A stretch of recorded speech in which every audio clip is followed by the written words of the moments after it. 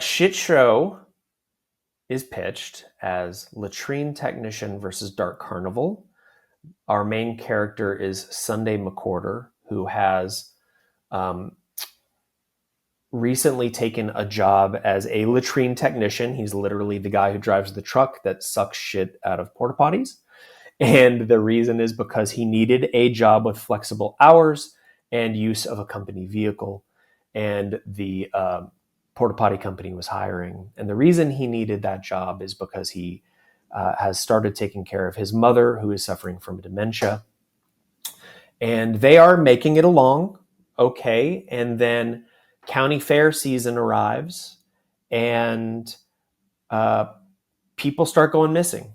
And body parts start being found in the very latrines that Sunday is charged with cleaning. So could it be a serial killer?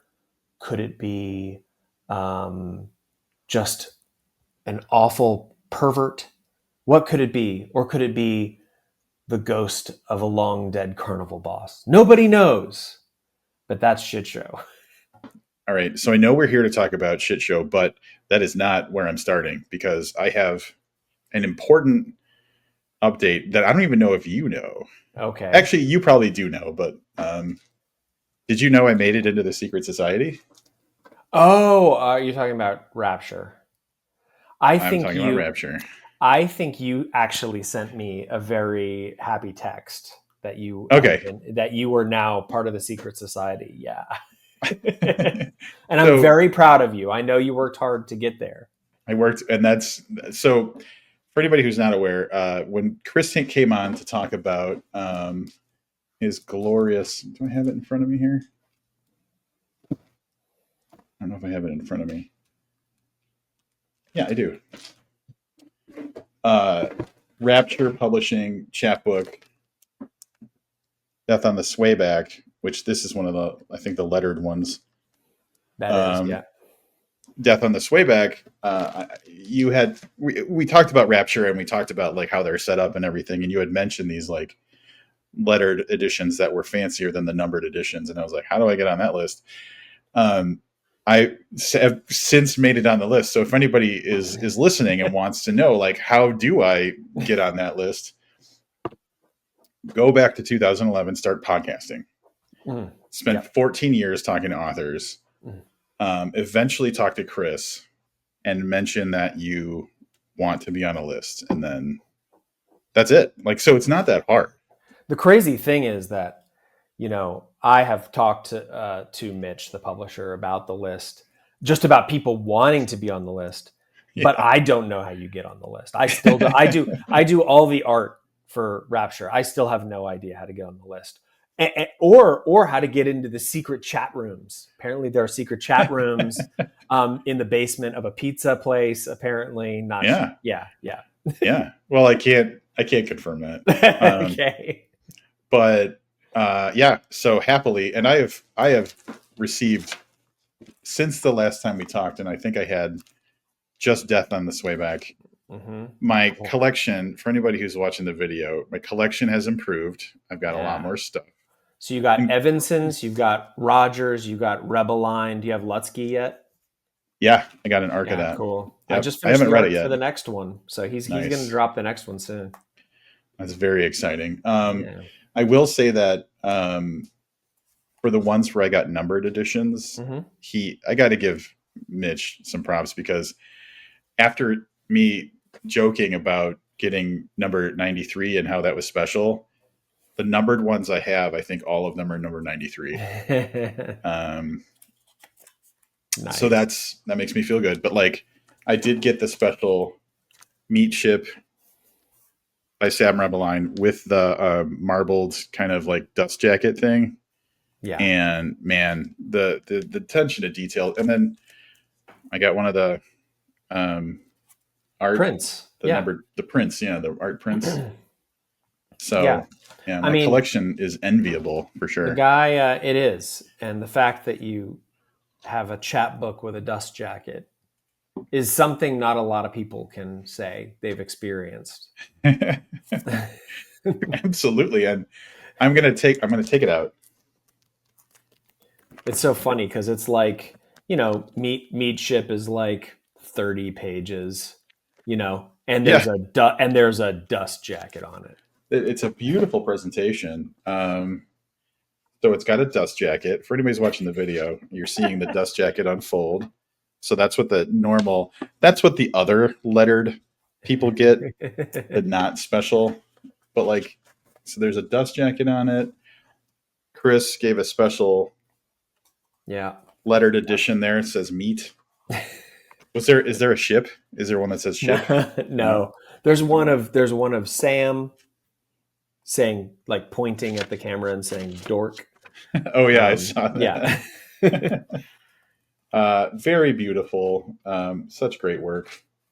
Um, so that's that, but that's an important update. I'm in the special, extra special, super elite list of people now.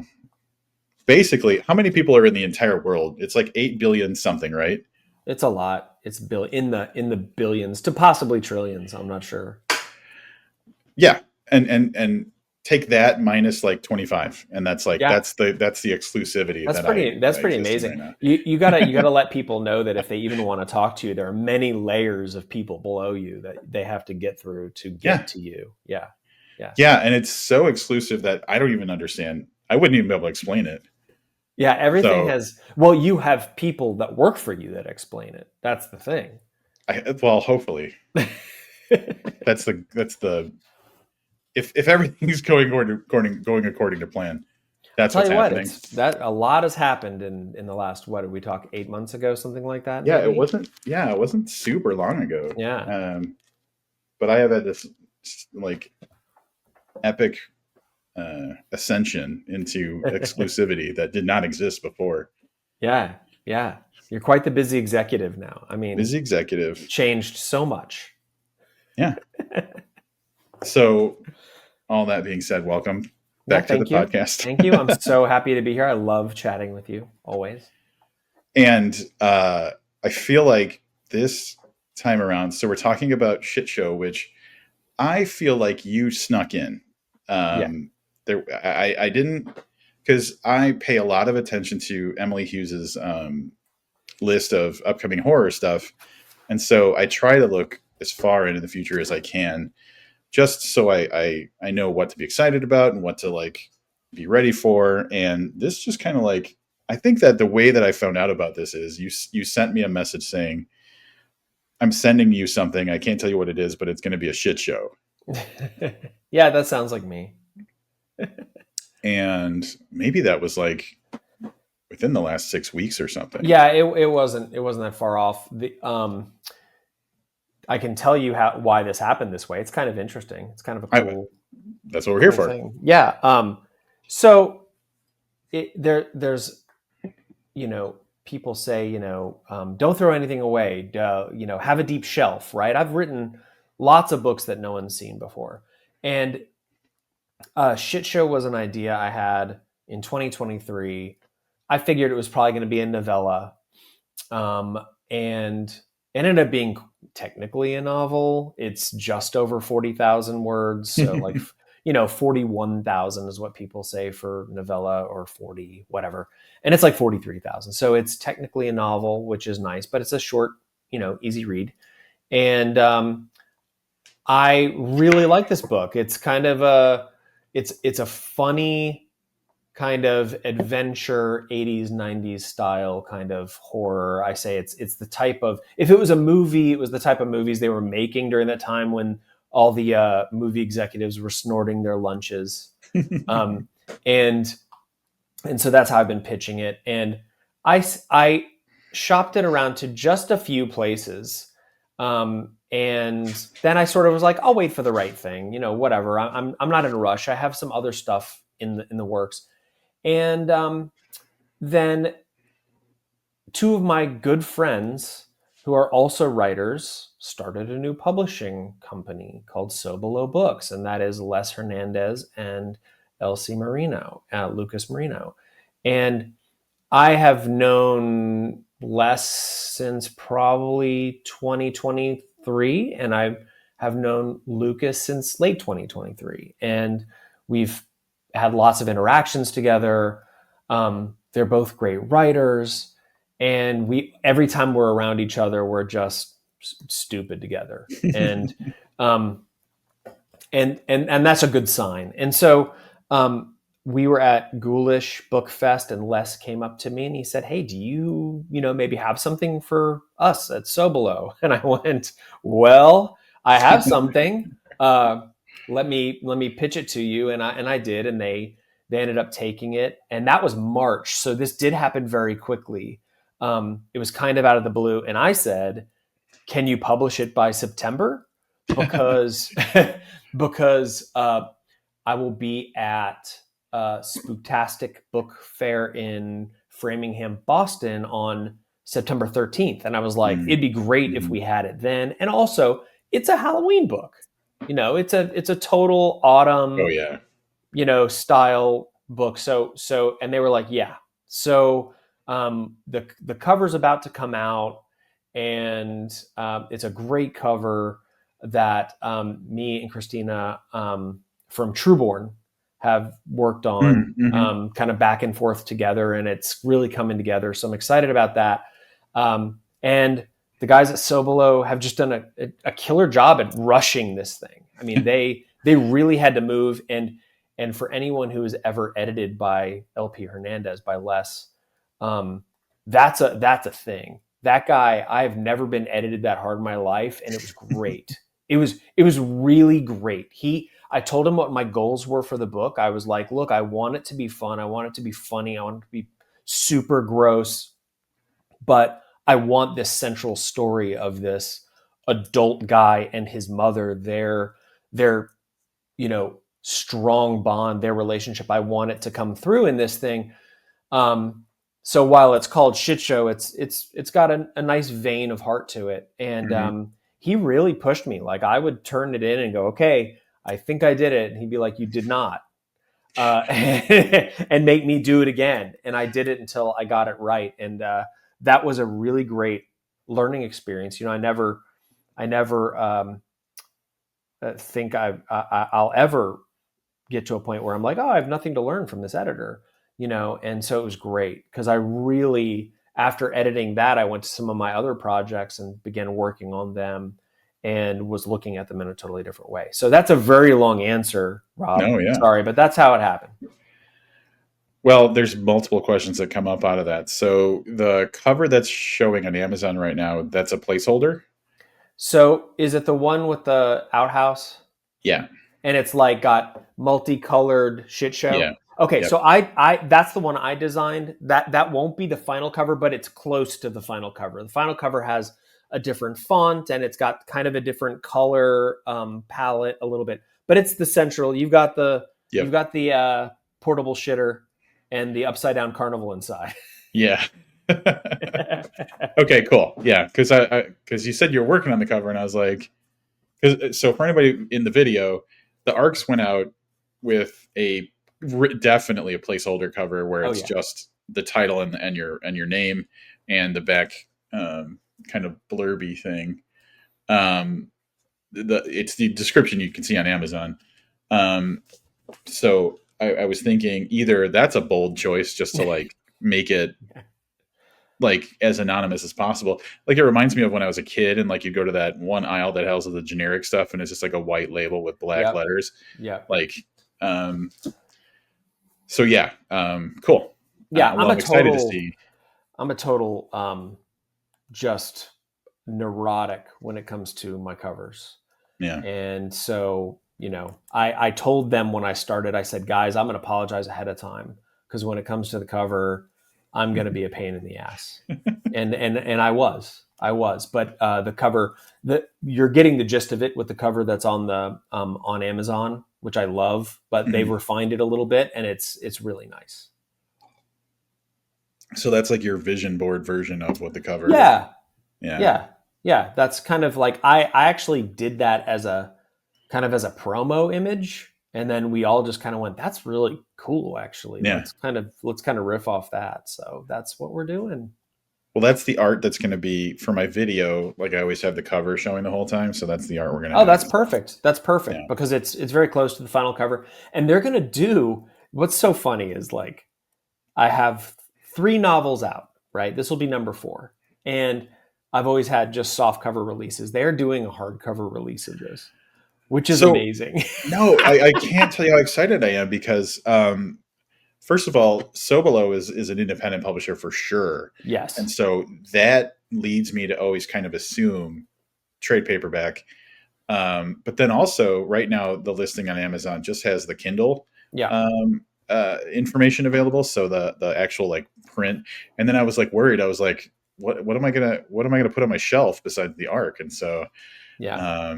I'm really excited to hear that it's going to be a hardcover With a dust jacket. with a dust jacket. That's so good. I'm so excited Yeah. for that. Well, Yeah. they use Ingram, and basically once you lock it in, like they're telling me, they're like, look, bro, we're going as fast as we can, but once you kind of lock it in with Ingram, any design you lock in, they can ship.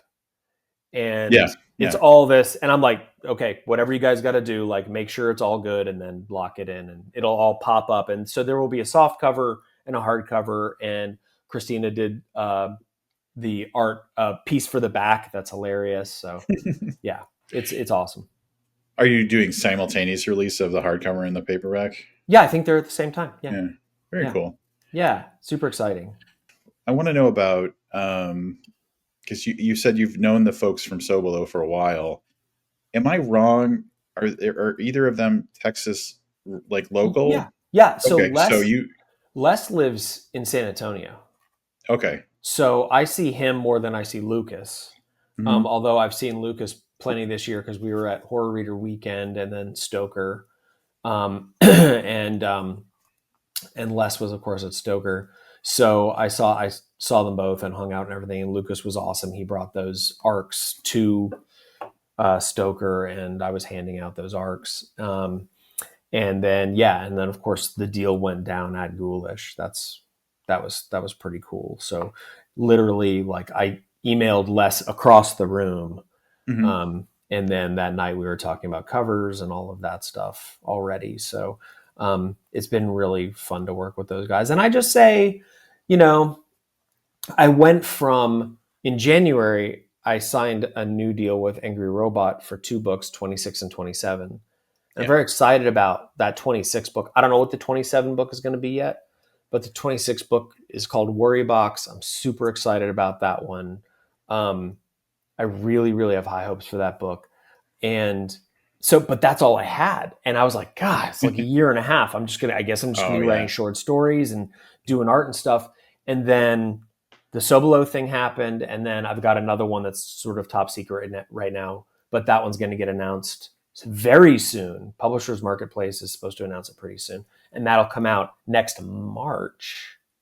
And again, that's a good timeline's schedule. quick. Yeah, so Yeah. it's gonna be SHITSHOW September, the unnamed secret one in like early March or late February. I think we're trying to get it out in time for AuthorCon, and then Mm. Angry Robot will do Worry Box next September. So I went from kind of like having one a year and a half away to now having 3 within a year and a half. And that's just a testament to like keep your powder dry, man. Whoever said, yeah, keep the shelf deep or whatever. Uh-huh. They know what they're talking about. Oh, for sure. The thing that I think about, and I could be wrong about this, but you know them than I do. I was listening, I think on a podcast I heard about like the origins of Sobelo were interesting because I think it started with like kind of like a shitty deal with Cemetery Dance dropping a ton of titles or something like that. Am I right about that? I think If it was not, Darklit. oh, the Darklit thing. Yeah, because Les wrote this amazing short story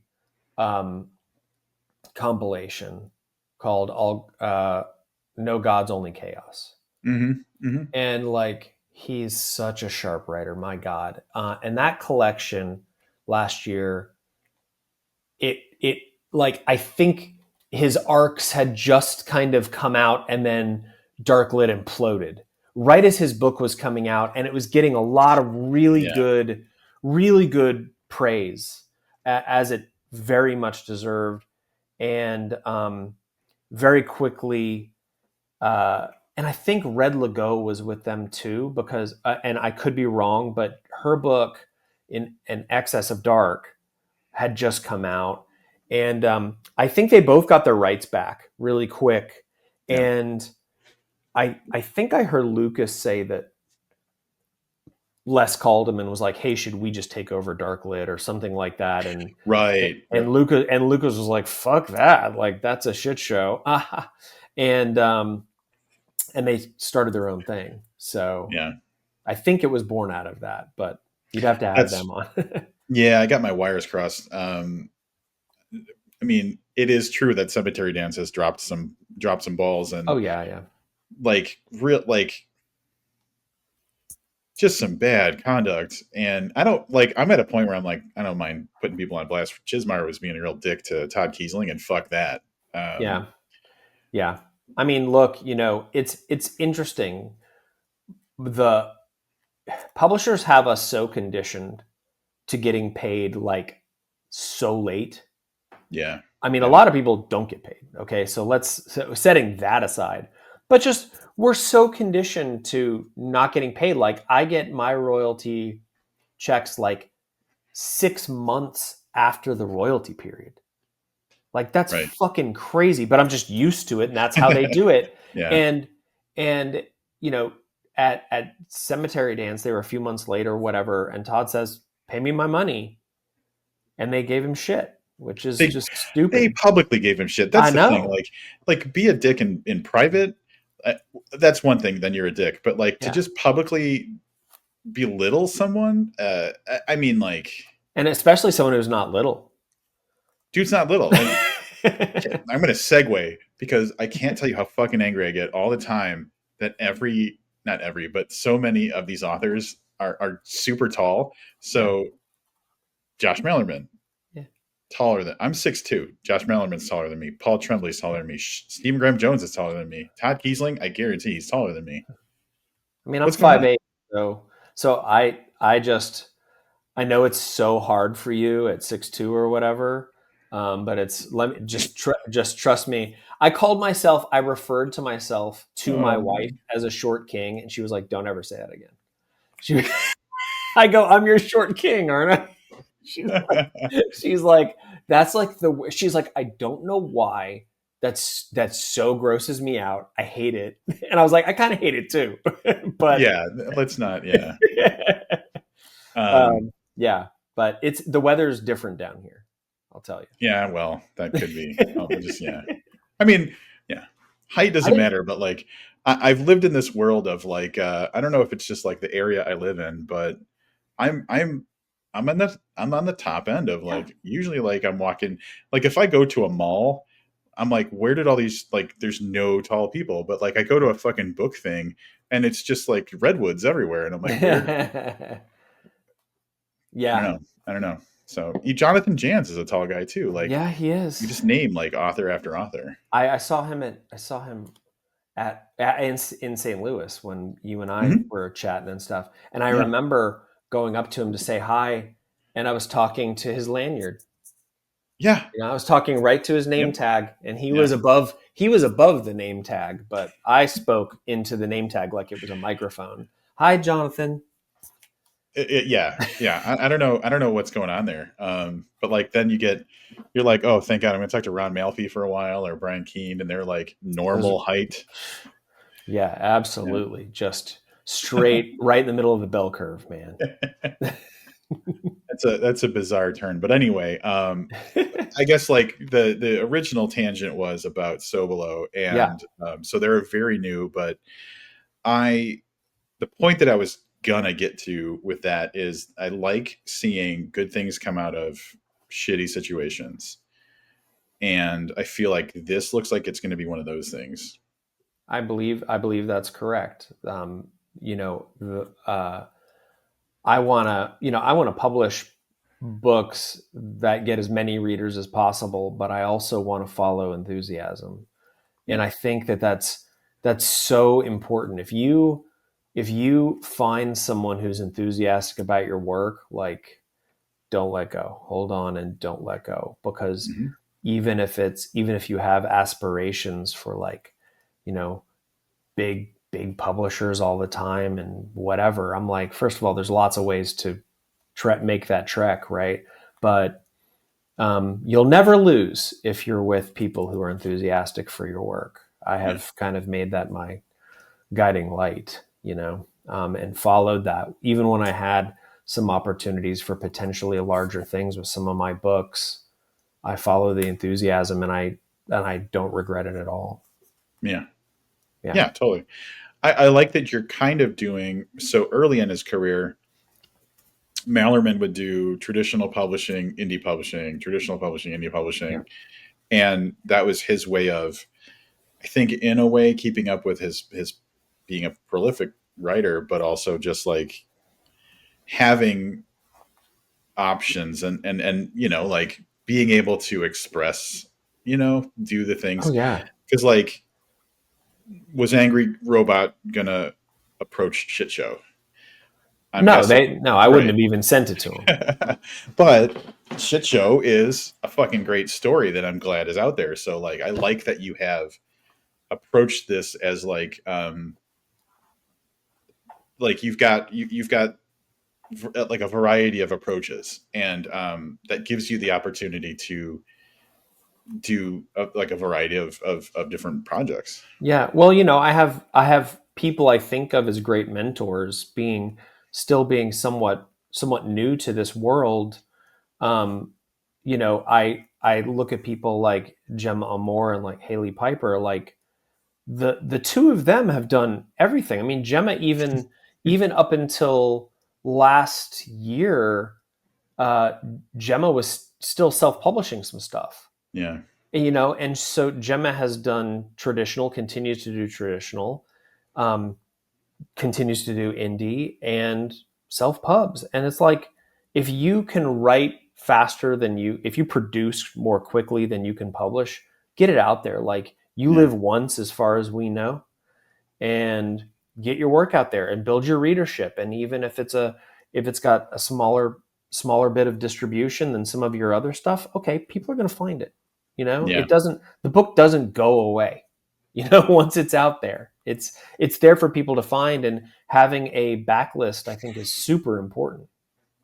Sure. And I know that Michael David Wilson on Mm-hmm. This Is Horror says, like, and I'm sure he's not the one that came up with the saying, but he definitely likes to emphasize, like, books don't have expiration dates. Like, once they're out there, and I like the idea that at any time someone could discover you or Yeah. discover one thing and then look for what else is there. And I'm a big what else is there person. I don't know if you noticed, I've got a ton of books behind me. Like, Yeah. It looks I like got, it. if Mallerman's published it, I've got it. If Paul Tremblay's published it, I've got Yeah. it.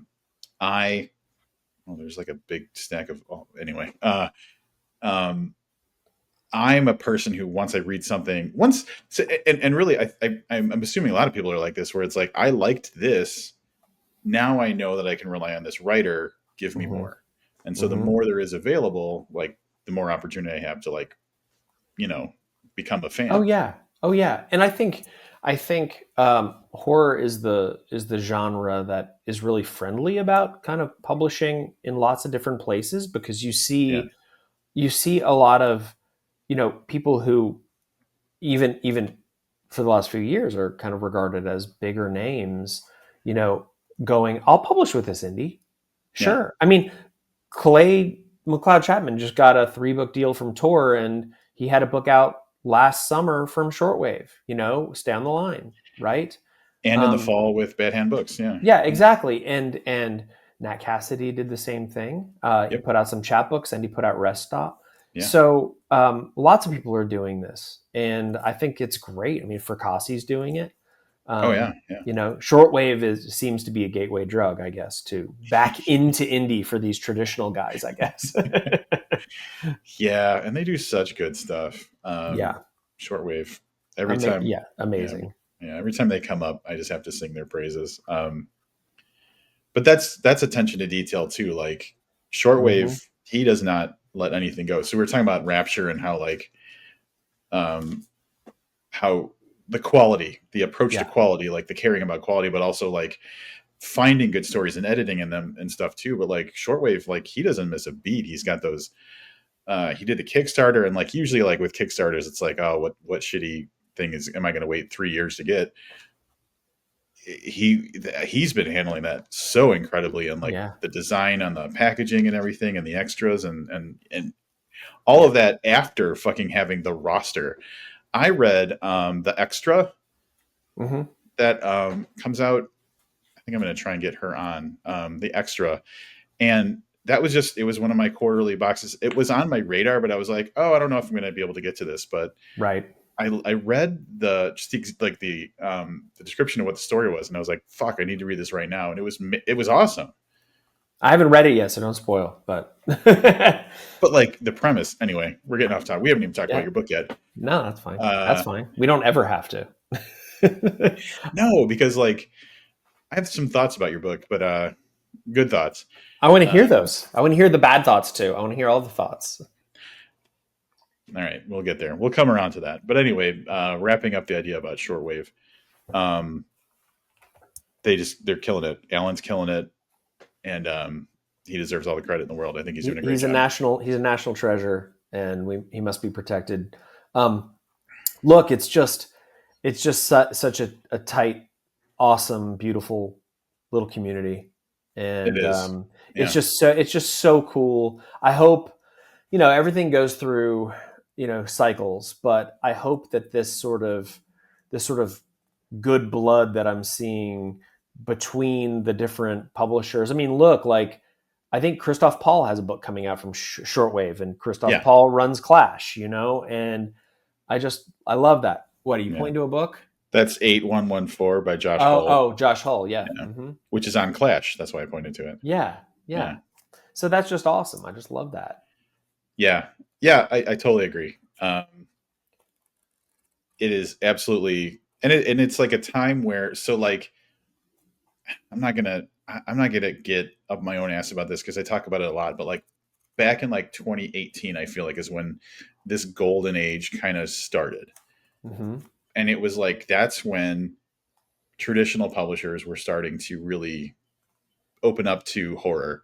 And so you started to have big publishers publishing more horror.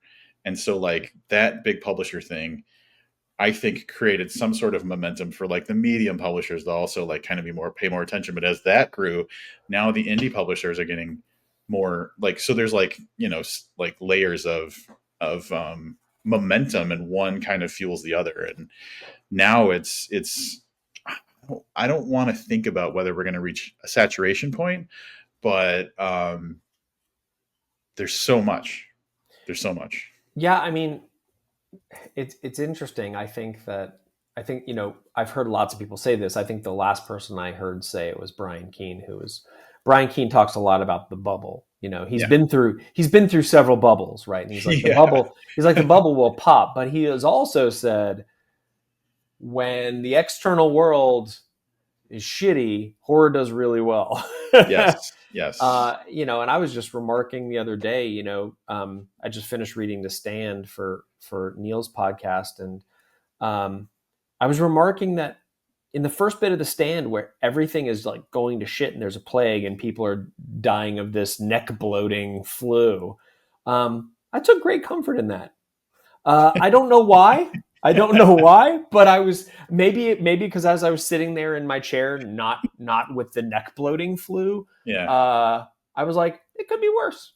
This is sort of comforting.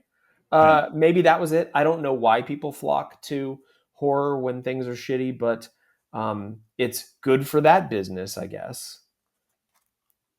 Yeah. Maybe we just don't feel so alone, like someone else is being tortured.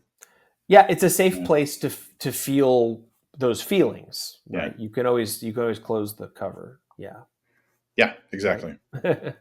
We're gonna hard shift over into shit show. Okay. And before we get into the story, I'm just gonna say that, like, as you kind of mentioned before, there is kind of like there's like the kind of extremity of it, like the the hard, gross area of it, but like there's also this like core story that is really kind of sweet in a way, and Thanks.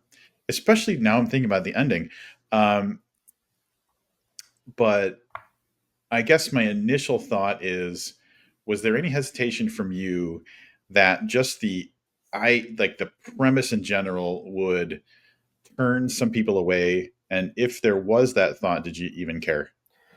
That's a fucking great question, and it's a great question because it's something that I've thought about a lot, and um, I've made the mistake with a past book of leaning heavy into one aspect of it, because at the end of the day, I'm a lot of things, but I I go hard into goober.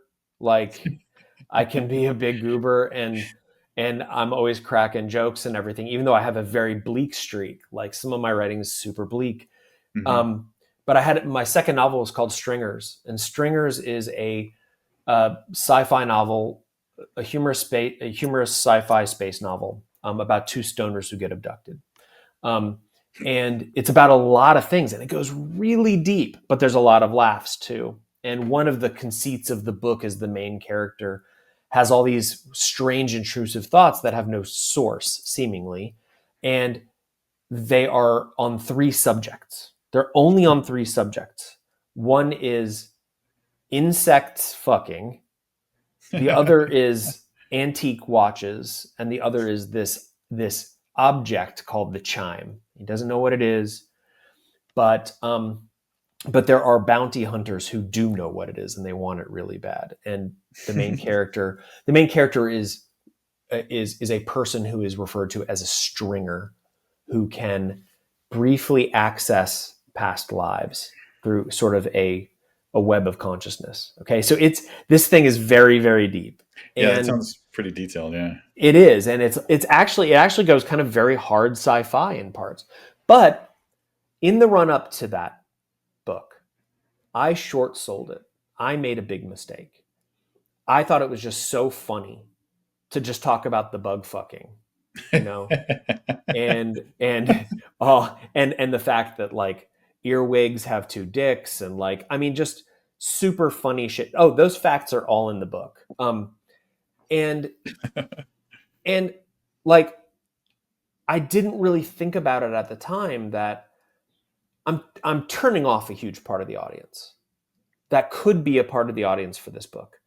And now, look, there are definitely people who are there for that. If Yeah. that was all it was, but it's so much more, and it was an audacious book, and I put so much work into it, and I short sold it because I didn't really pitch it in a way that would appeal to the people it really should appeal to. Yeah. And so, to answer your question about Shit Show, um, there needs to be a book called Shit Show, and I Yeah. need to be the writer of that book. But when I settled on that title and the conceit, which is portal potties, okay, let's be clear. That's about as that gives you the temperature of sort of the core kind of feel for the book, and that there is a lot of kind of madcap fun stuff, some campy horror, some slapstick. But I knew I needed to put a really strong emotional core into this book. And so when I talk about it, I make sure to discuss that you're Yeah. not getting just, a fun fest here that is just cheap and feels hollow. The core of the book has something real, very real to it, and it explores one of my greatest fears, which is, of course, dementia. Yeah. um, and and whether personally or in people I love. So that's the core of the book, and it's packaged in a way that you're going to have fun with this book, hopefully. But I have learned from my mistakes, and while I can accept that some people may not hear me talking about the book or whatever, and they just might see the cover and say "shit show," and be turned off by that, that's fine. I think that this is written for people who will go, someone named a book Shit Show. I need to see what that's about. Yeah. Right? Yeah. You're never going to make everybody happy. No. And I guess the reason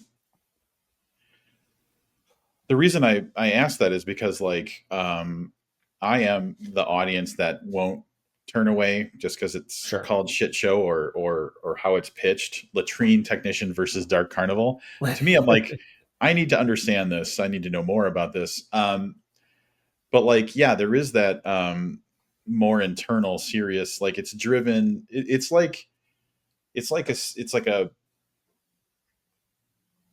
got a very serious core. The story itself has depth and meaning and emotion, and the characters, have an arc and everything, but it's got that other part to it too. And so like, yeah, I guess the thing that I thought of was, yeah, I hope people don't miss it just because they skip over it.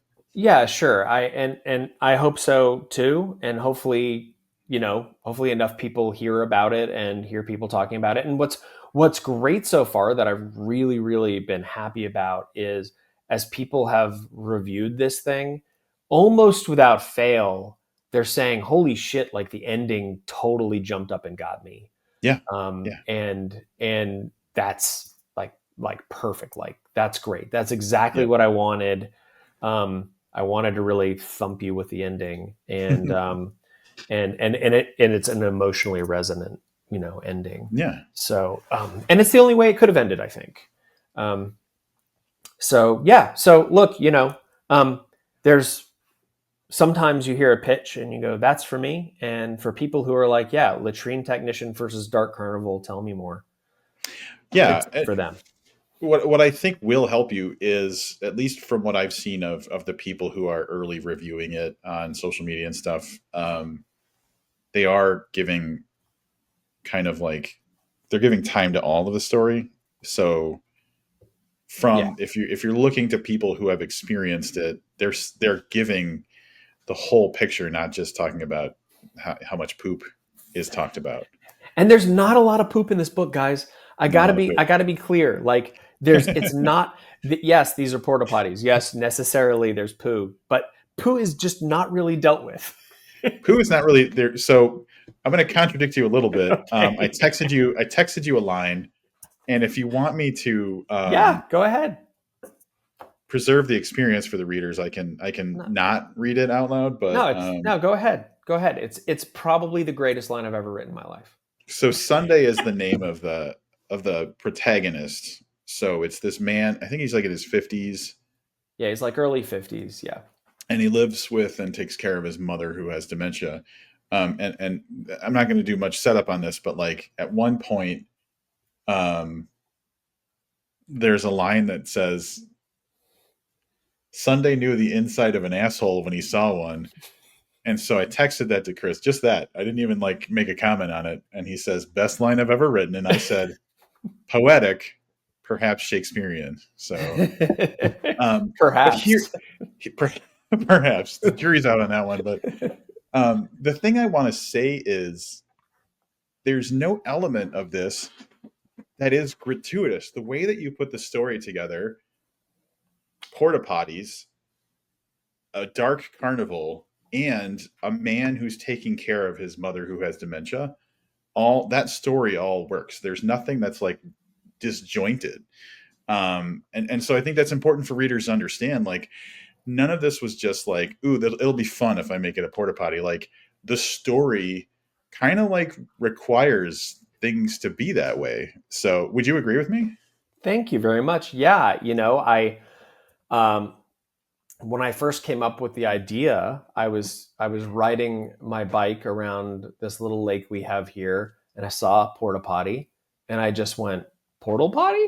And I was like, okay, that's an idea. How would that work? And I had to, so it wasn't just like I threw porta potties in to make it funny or something. I was like, okay, can I come up with a cohesive story and a cohesive enough background to make the concept of portal potty work but also follow from the setup.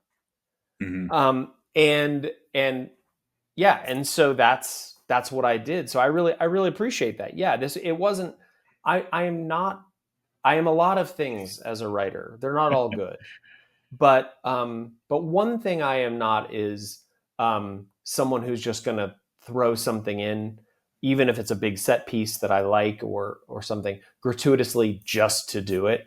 I Yeah. just don't. I don't like it when I read it, and Yep. so I don't want to do it when I write it. Now, people might disagree if they've read my stuff and they go, well, you had one scene where that wasn't needed, whatever, but I thought it was, right? I'm doing my best to make sure that, at least in good faith, that I'm just staying true to the story and not Yeah. throwing in things gratuitously. And so I wanted it to follow that you would see this story and the setup and the history that is told in the story and Yeah. go, well, that's the only way it could happen. Yeah. You know? And I literally had that moment reading the book where I was like, oh, I get it. This is totally the way this needs to be. So yeah, mission accomplished. Thank you. Thank you. And then the other thing I'm thinking about is, so Dark Carnival is mentioned in the description, and being vague as possible to not spoil anything. The idea I got with that, and like it's part of the story, was something that I think is kind of not necessarily a trope, but like a thing that we see sometimes in horror. And the way that my mind kind of like describes it is like the gravity of evil, or like like if enough bad stuff happens, it can linger. Like it doesn't, like it sticks around in a way. And so like I think about haunted houses, but I also think about like spoiled, like Sam Rebeline's whole series of books around uh Renfield. Renfield County. Yeah, like Yeah. there's like a spoiled earth kind of thing going on, and I feel like that's a vein you tapped with this kind of dark carnival aspect of it. So am I hitting kind of like the right kind of feel for that type of thing? Oh. Is that something that you've been fascinated by? Like, how did that come about?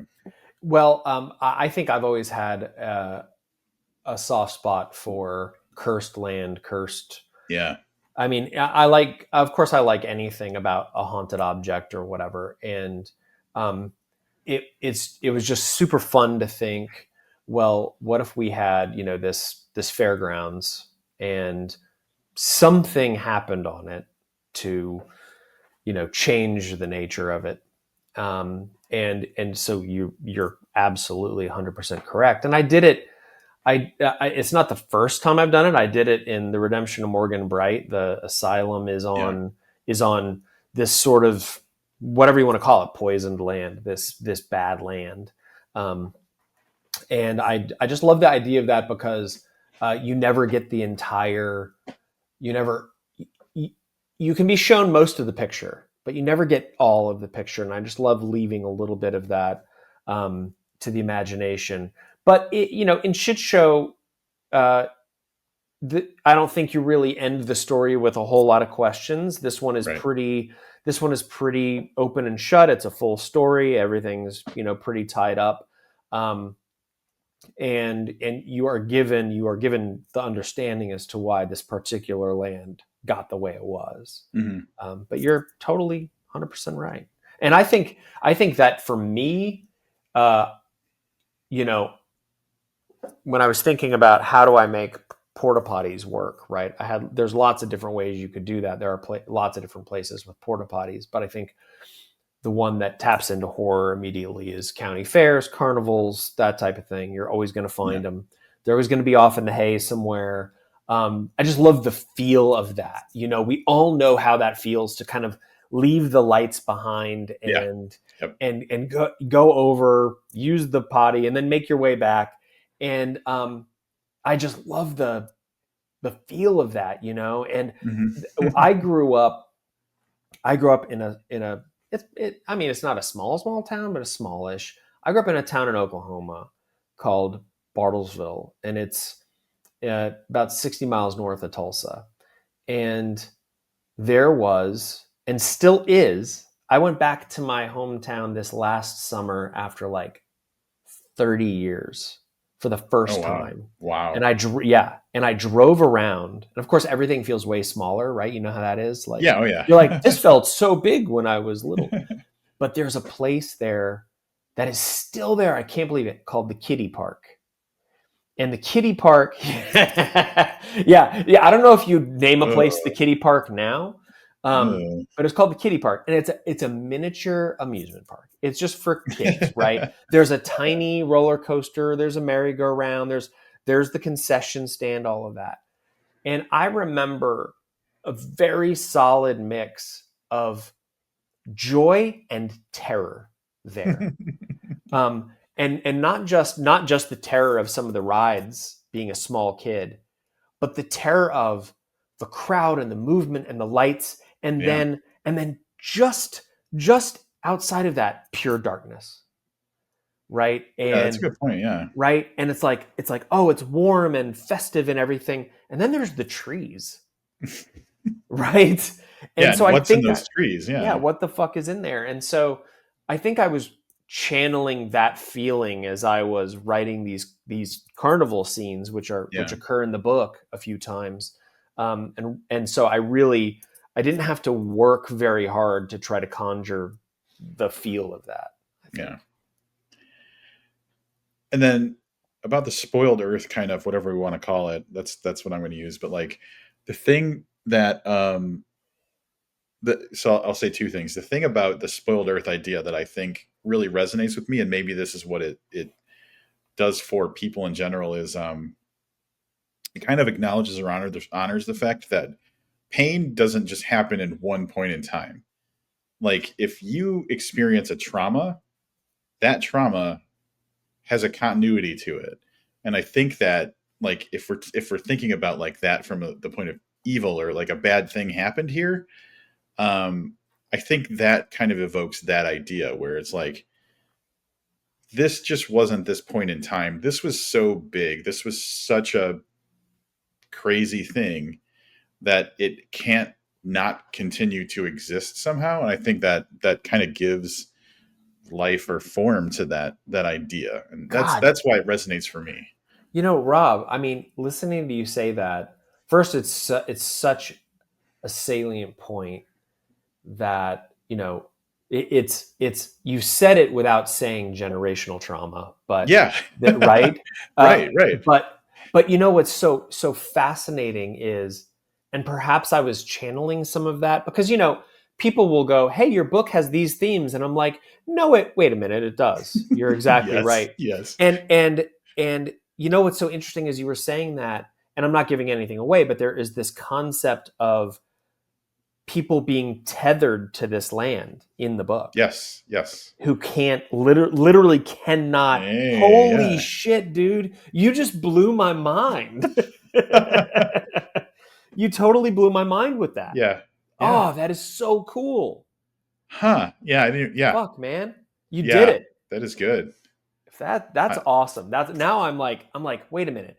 Is Shit Show the next great American novel? Like, it might be. it's I'm going to take the perhaps off of Shakespearean now. We're definitely in that range.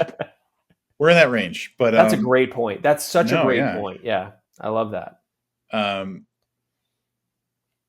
yeah, and so and it's nice to see that represented in a way that also includes porta potties. Yeah.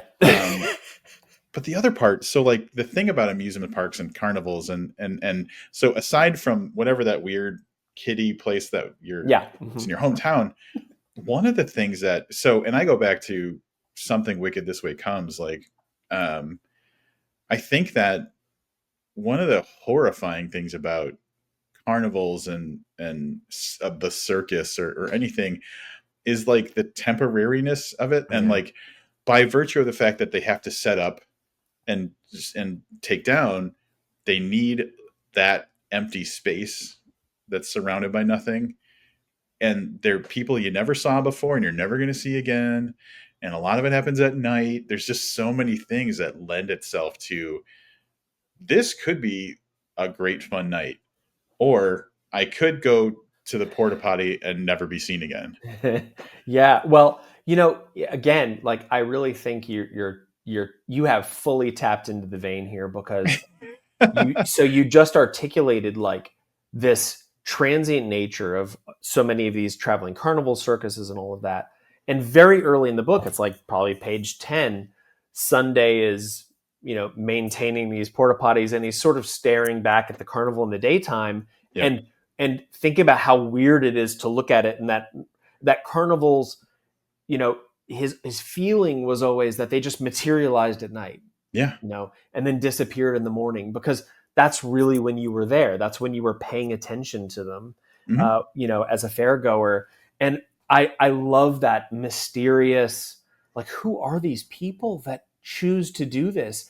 Yeah. I was taking my daughter to her play therapy a few weeks ago, and we passed a old deserted mall, and in the parking lot was one of these traveling carnivals. Yeah. And they had clearly parked there. They were going to be setting up, but like outside of the rides and the semis were like tents on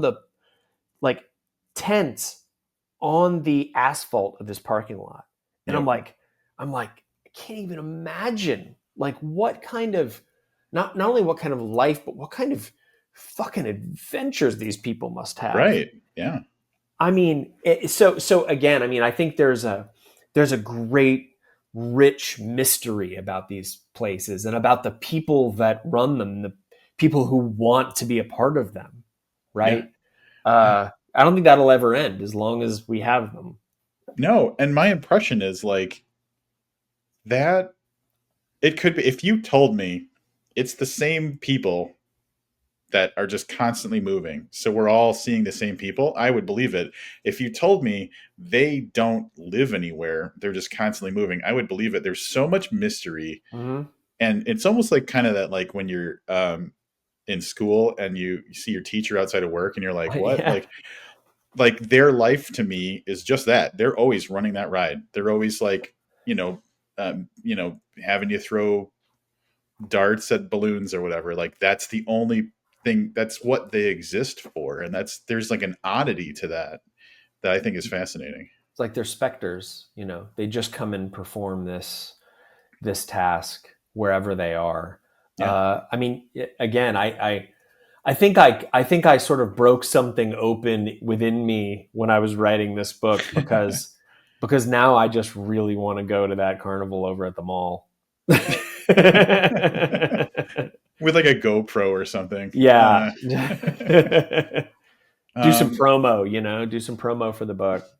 Well, I got to tell you that when I first got the physical ARC, I carried it around with me. And when like me and my girlfriend were going anywhere, I was like, if you see a porta potty, we have to stop and take a photo. And eventually I just gave up and I took a picture of it with a pile of toilet paper behind it. Which was great. Yeah, that's going to be good enough. So you got all the toilet paper out that you had. I did. And like, I was like trying to put it away and it was falling over, and the struggles of, hey, look, I value your marketing. Thank you. I really appreciate it. If I can theme, I will. And I really wish, like when Clay had Stay on the Line come out, I wanted to find a phone booth. Yeah. And the best I could find was a pay phone on a pole.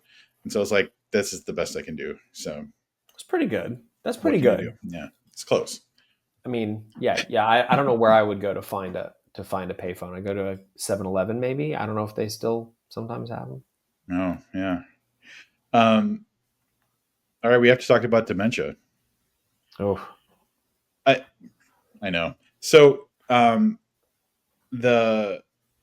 Sunday is the main character, and so he is taking care of his mother who has dementia.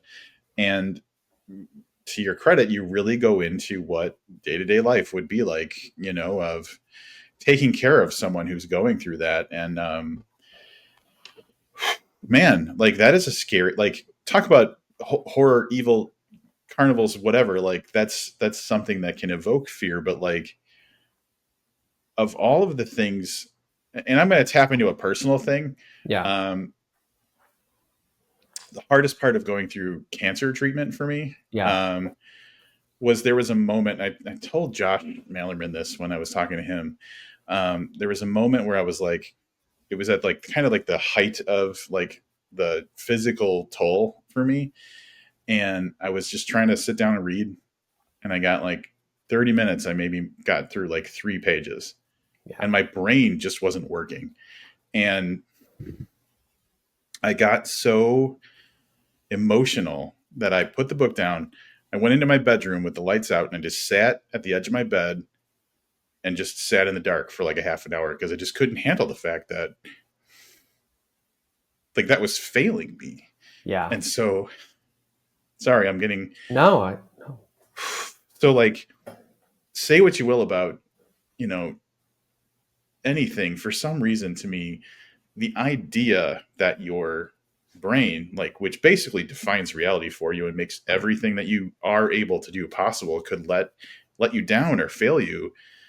I can't think of something that's more horrifying than that. Yeah. Well, um, that's interesting to hear you talk about just needing to like almost disconnect completely because you weren't connecting with what you were trying to engage with. Yeah. And I was trying to. I have not had dementia. No one in my family has it, as far as I know. But it is one of those things that I am hyper conscious about, and I'm always reading about it. And anytime I see research about it, I try to read it.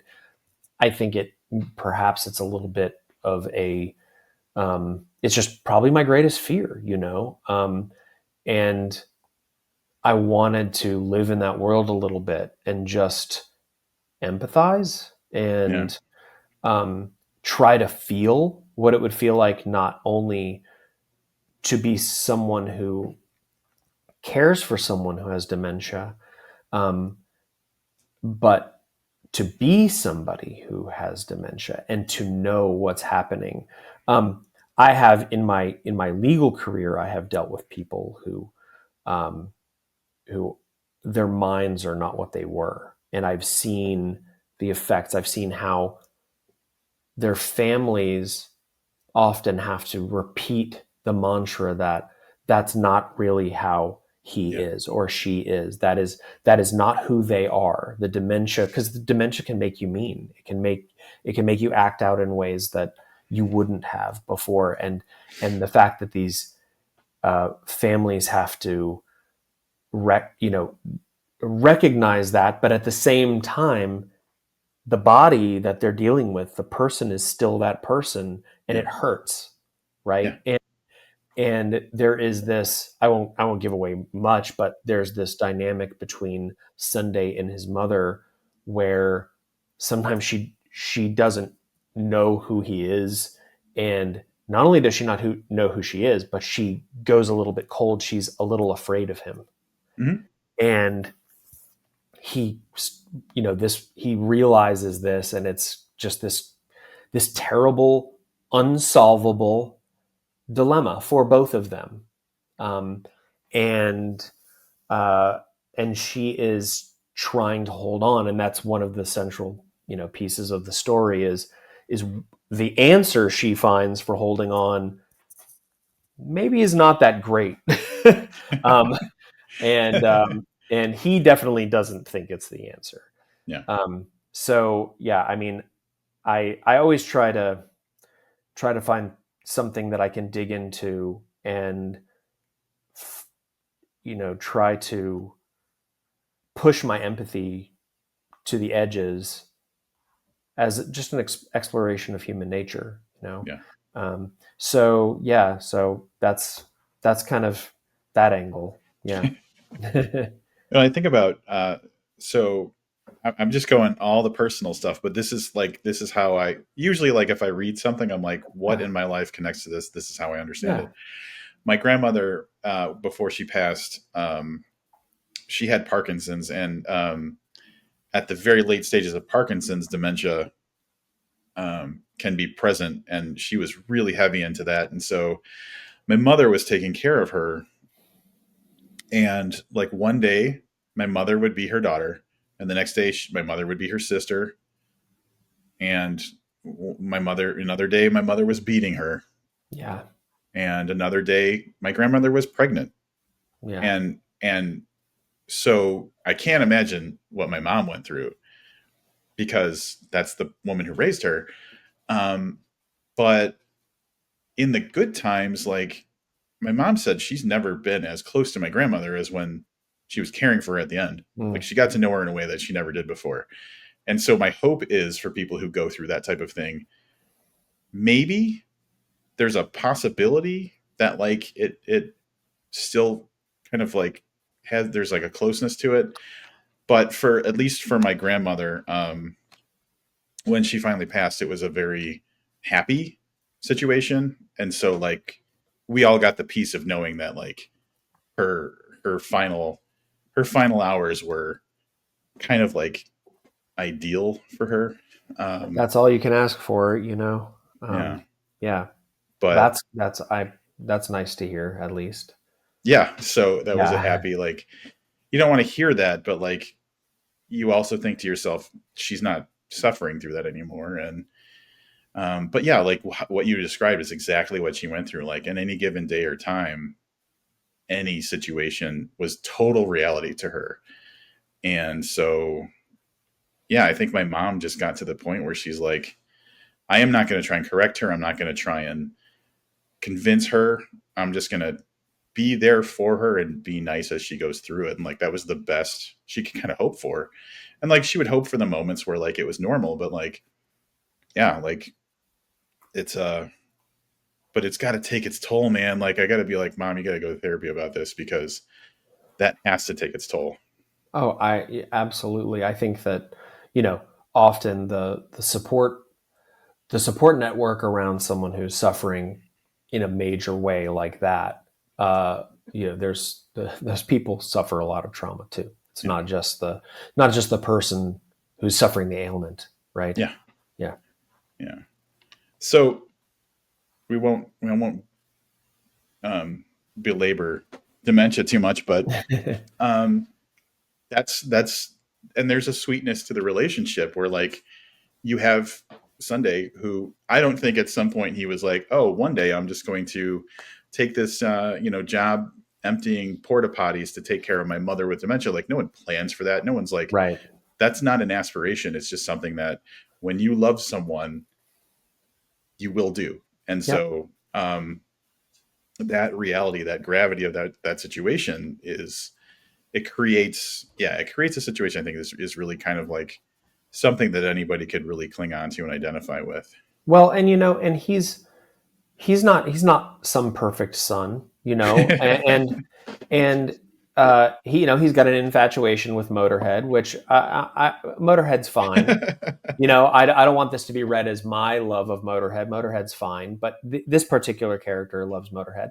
But he does what I think all human beings do when they are in the midst of something as hard as being a caretaker for someone who's suffering from dementia, which is occasionally he lets his mind wander about Yeah. what if she did just die? Like what a relief it would be, and Yeah. beats himself up for it, which is what human beings do, and that's the full spectrum of that experience. And I don't think it would ring true if he was just like, yep, I'm going to go take care of Mom and she's really suffering and I'm just going to power through it and not ever feel bad for myself, because you know what, Yeah. people do. Yeah. And Right. that's a good point, because like acknowledging an objective reality that like my life would get easier if this person was gone Yeah. brings shame. Like it brings Yeah. on like, I can't believe I even had that thought, but like that's a natural thought. Like that's Yeah. something like when I was talking to Eric LaRocca about At Dark I Become Loathsome, and it's all about like the grief and of loss and everything. One of the things we said is like, when fucked up things happen to us, we do fucked up things, but it doesn't mean we're fucked up. And so I think, yeah, that kind of connects with that. That is far more eloquent than it deserves to be. Yeah, I was really proud of that when I said that. That's So good. That's really good. I've been trotting that out anytime I can in any Yeah. conversation. Like, Keep it up. Keep it yeah. up. But I don't want to end on the dour note of dementia, although there's a beauty to it, and I think exploring it, hopefully for you, contextualizes a fear, like helps you feel more like, hey, maybe one day, I'll feel less scared of this thing. Like I would hope that would be. I think anytime you address a fear head on, that happens. I think we all, especially, nowadays, as people are more open about talking about different type of therapies and exposure therapies and all of that. Mhm. It's one thing to know the truth that if you expose yourself to the thing you are afraid of, that it will probably become less scary. Yeah. It's another thing to actually do it, right? And hopefully we all do it when we're ready. Yeah. But this isn't something that, my fear of dementia isn't something that I suffer with day in, day out. It is Right. definitely a fear. It's just a fear. And I think that writing this book did help me explore it. And I won't say anything about the ending, but you know, the book is fanciful. There are, as far as we know, not any actual ghost carnivals, as far as we know, or at least they have not shown themselves to us. Um, but how I end the story made me feel better Yeah. about Yeah. the whole thing, even though it's pure fiction. Mhm. So I think that's, anytime anybody tells you, hey, well, it wasn't real, like that movie you watched wasn't real that had the happy ending or whatever.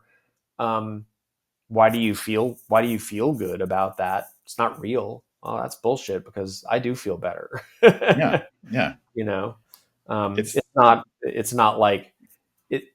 Shit show isn't the Ewok ending. Where everybody's dancing and singing and getting medals for beating the Empire, but right. it's not all bad either. Yeah. Yeah. I I will say this about confronting your fears, and don't. I'm absolutely not recommending anybody do what I did. Cancer was absolutely my biggest, by like orders of magnitude, fear in my life. Going through it, I'm in my mid 40s and I have now overcome the biggest thing I've feared. And I don't recommend you go out and get dementia, because that's ridiculous. But um, I think that having a fear, we feel like we're always going to have that fear. Right. But if we run away from it, we're making that true. Like, but if Oh, we do something to confront it or examine it or understand it, that's when we have the opportunity to change.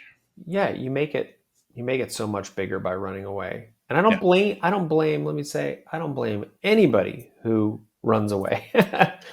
Sometimes you got to run away. Yeah. You hope that you can work up to turning around and facing that. There's that saying, run to the roar, run towards the roar, Yeah. when you're Yeah. most afraid. And I have done that in some smaller contexts in my life. Just accept it and go head on into it. Um, because I'm like, I think I've internalized that if I avoid, it only gets worse. And Yeah. we try to teach our daughter that. So I Yeah. think that's something that if you can get yourself to do it, it's great. And if it takes you more time, that's what you need. Totally agree. Yeah. We're like changing lives here. Look. This is now a wellness podcast. Yeah. I uh, I have a creeping suspicion that my therapist might listen to my podcast, and so nice. I'm not doing this specifically for him, but if he's listening, He should be proud. If he's listening, he yeah, should be real proud of you. You've dropped some real. We've had a lot of breakthroughs, I think. yeah, Isn't we that the really word have. they use? We've had some Yes, we've had some breakthroughs today. breakthroughs. We've made some progress. Um, I can't finish talking about Shit Show without acknowledging probably what's going to be a fan favorite character, which is the neighbor, whose name I don't have off the top of my head. Miss Poppy. Miss Poppy. I thought it was Poppy, but I didn't want to say it and be wrong. I should have run at that fear of being wrong. Ms. Poppy, their neighbor in this trailer park that they live in, uh, um, and the thing I think about is, so like, you remember the movie The Burbs? Yeah. Oh my God. I know. I mean, I probably saw that in the 90s. Watch it again because it It's the holds up. family who are like killing and burying people, right? Right. And Tom Yeah. Hanks lives next door to them. Yeah. Well, Yeah. he's got this like neighbor who's like, I don't know. I guess if you're not super familiar with, like, you don't remember it too well, but like the energy of Miss Poppy is kind of, to me, similar to this neighbor guy, the goofy neighbor in the Burbs, where um, there's obviously some like comic relief and stuff that is like Mhm. kind of built into that character, but like they serve a real purpose, and like they're just a real layered situation. But Miss Poppy brought levity, um, gave you setups for some like fun moments and stuff like that, and like you just got to like throw on some like fun characterization. And I guess I just need you to confirm Miss Poppy is definitely based on Neil McRobert from Talking Scared, right? No. No. Because Neil gives way too many fucks. Miss Poppy gives no fucks. Okay. That's Like, true. Like, she is a yeah. no fuck having character. No. If I come up with a Neil character at some point, I will let you know. But Miss Poppy she's just out there living. She's got her Fireball whiskey and her flavored cigars, and her little rascal scooter. Rascal Scooter, yeah, Rascal Scooter, yeah. Yeah, she Miss was Poppy's a great. joy. She was a joy to write. I loved writing her. She was so much fun. Yeah, but like comes through in a pinch, like very clutch friend. Like you need something, there for you.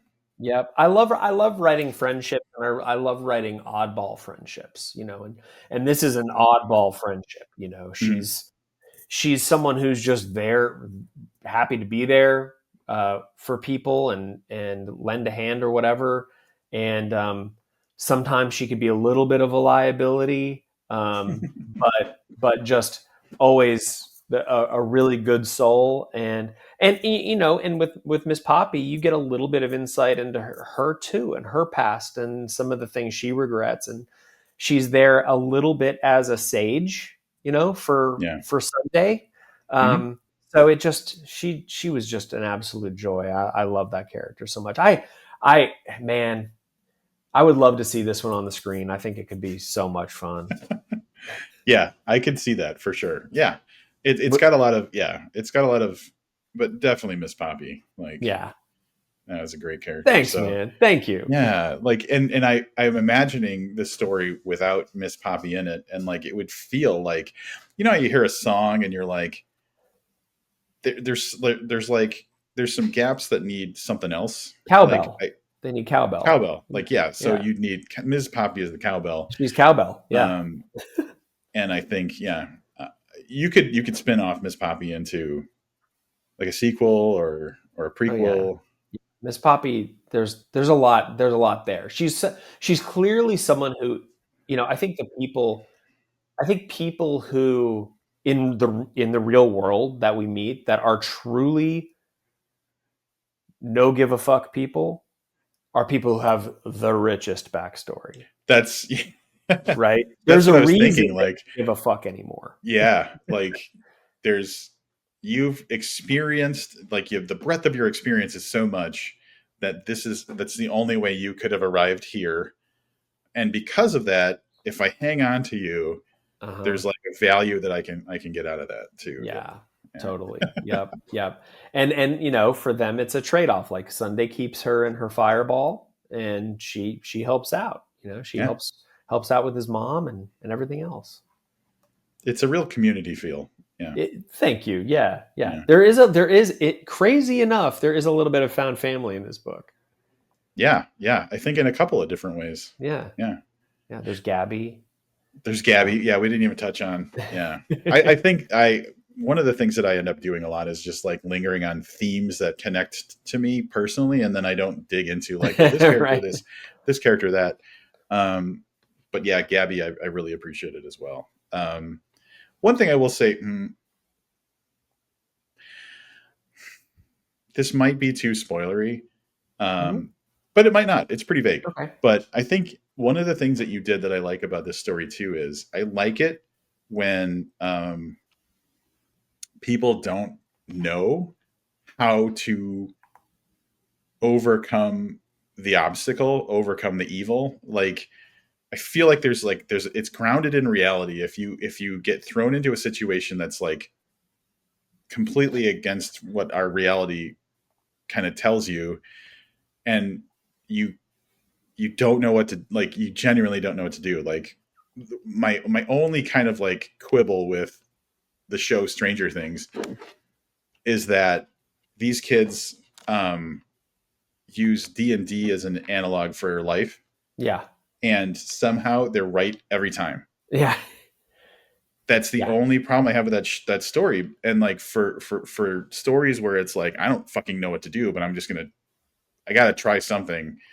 I feel like there was a feeling of that throughout this book, and I Oh, really appreciate when that thank happens. you. Thanks. Yeah. I mean, the only thing these characters have is forward, Yeah, right? I mean, they're like, we have a big problem because there's an inciting incident in this book, and yeah, they have a big problem and don't really know how to fix it. And yep. so Sunday is just stumbling through. He's like, I got to keep moving forward. I can't stop. Mm-hmm. And I love stories that are like that. Mm-hmm. Um, no one in this book is a superhero. Far from it. Right, right, you yeah, know and that's what I love connecting to stories like that where it's I mean, it's not Indiana Jones, but Indiana Jones, he was a bit of a superhero, but he was also constantly shat on yeah, to bring it full circle. and fucking up, to be And honest. Like, fucking up, yes, absolutely. So this has a he little bit of that. yeah, yeah, and I like that. I appreciate that in the story. It makes me feel more that could be me. Like, I could be Sunday. Right. And it's in my opinion, it's way harder to root for someone who has all the answers and Yes, has a superpower. Okay, great. Good. Go. you're You gonna don't get need through me. this. You don't Yeah, need me. yeah, You don't need me yeah. to root for you from the stands. I'll go find another story. you know. All right. So before we wrap it up, the last time we talked, uh, you gave me a mystery to solve, which was how do I get onto Rapture's Yeah. exclusive list? And Yeah. I did. I got onto that, and then so this time I don't remember it was before we started recording or after, but you presented to me a mystery about what your next release is. And you were really vague about it, right? So like, how do I solve this mystery, and like, what's coming up in the future for you? Well, I think because we're going to drop this thing. I think that I think Publishers Marketplace is going to say something about it fairly soon, and I'll actually I'll give you a little hint when we go offline. But Okay. I do have something coming out late next February that hasn't been announced yet. But by the time this goes live, maybe it will be known. And if you pay, I will give you a hint. If you pay very close attention, a few people, and you will be one of them, you will be getting an arc of this, but a few people have gotten arcs already. And one of them already Instagrammed it. And a few people noticed and were like, what's that? So it is technically out there right now.